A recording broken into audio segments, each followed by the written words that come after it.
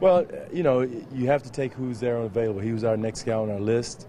We're really high on him. Terrence is an excellent shooter, excellent athlete, great full court runner. And the one thing about him, he gets after defensively for a young kid. What impressed me about him is just his ability to run the floor, get his shot off. He was very active in our workouts, just a great kid. So he'll fit really well in our culture. Tough kid. He was one of the few kids that his mom and dad both were All-Americans. Mom was an All-American in D2 school and said his mom taught him how to shoot. So that's one reason why he can shoot the ball so well. But excited to get him. He'll fit in well with us. We need shooting. We need shooting wing runners that can run the floor. And, again, he does understand the defensive end of the floor. Coach, how much did the defense figure into it, of the guy that can guard his position? A lot. That meant a lot. But I think we put a higher premium on his shooting. I think that's something that impressed us. He can get his shot off. Of all the guys that were still available on the board, he is a kid that could get his shot off in an NBA game today. And you would feel comfortable in throwing him in there and if you needed a shot and could make a shot. So that's important. Defense it weighed into it. But most of all was his offensive ability. Would you classify him as NBA ready? Well, NBA ready. I mean, would you start him in the NBA right now? No. But you would feel comfortable. Okay, we're going to run a pick and roll, set up, catch a shot, catch and shoot.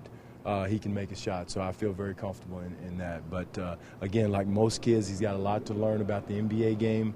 But he has one skill that transfers and carries over to all levels of basketball, and that's shooting the ball.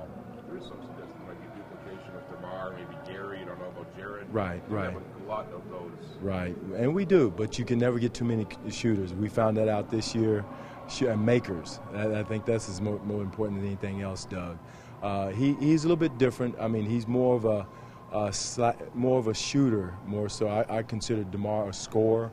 He's one of our primary scorers. It doesn't affect him at all. Forbes is more of a pick and roll, come off and with handling the basketball. This kid is a wing runner, get his shot up in transition, maybe a quick pin down. Different type of scorer than those guys. But again, for me, we cannot get enough shooters this year for our team.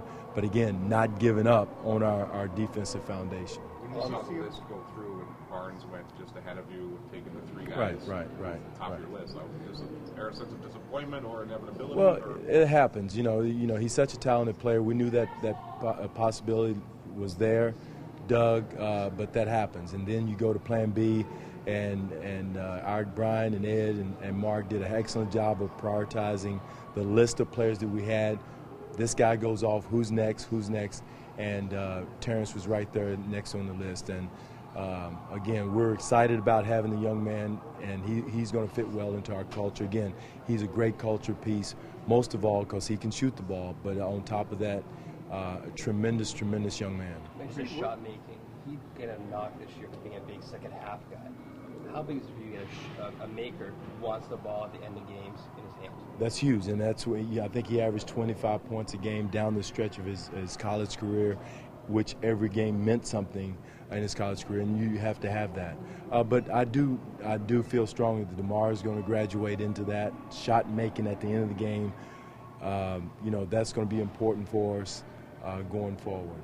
Is there anything that surprised you about Ross in the workouts? Well, just the way he ran the floor. I mean, he's measured in all the metrics and the measurements in the Chicago Combine as far as his slides and his speed and quickness. He had some of the top measurements there with his athleticism.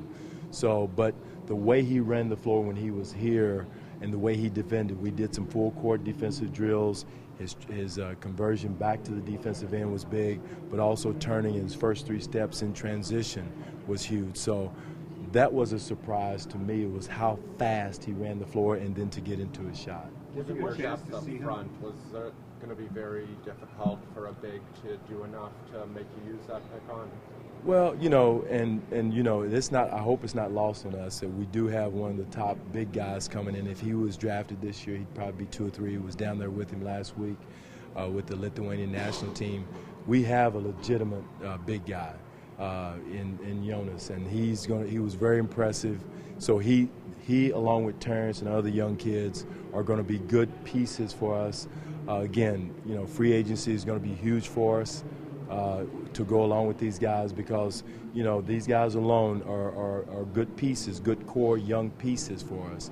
But we still going to have to add to them with some veterans that they can learn from and feed off of as pieces of the puzzle. When Barnes goes off at 7, is there any time when you said Ross is in 8th or he's next on the list? Was there much debate at that point at all? Because there's a few other guys on that list that a lot of people were talking about. Well, there's some debate. You had Austin Rivers, who's a big name for what we have. We have, as far as with the basketball, he's a point guard. He's got to have the ball in his hands.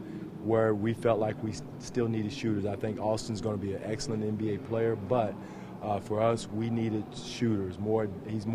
This kid's a more of an accomplished shooter than Austin right now. And again, Austin's going to be a heck of a player in the NBA at his position, but again, his shooting skills are going to have to develop down the road, we felt. I'm aware this is more of a question for Brian, but was there any chance of moving down and still getting this guy, or?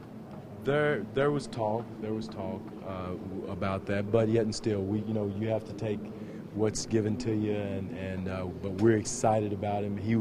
We had him projected at that spot the whole time if Barnes went off the board, so we were well prepared and we were excited that he felt that he was there when we didn't get our top option. The word playoffs was used quite often towards the end of the season there, heading into next season. How important was it to bring in a guy that can contribute right away rather than a 2-3 year project? Well, it's important. I mean, that's going to be our goal this year. And, again, guys that can make shots, but at the same time, we're not backing off of our defensive calling card.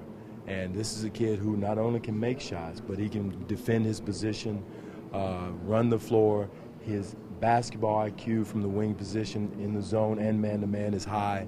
So that was huge in that. So your question is right on time. This is a kid that you feel comfortable that he has an NBA skill that you don't have to wait to develop.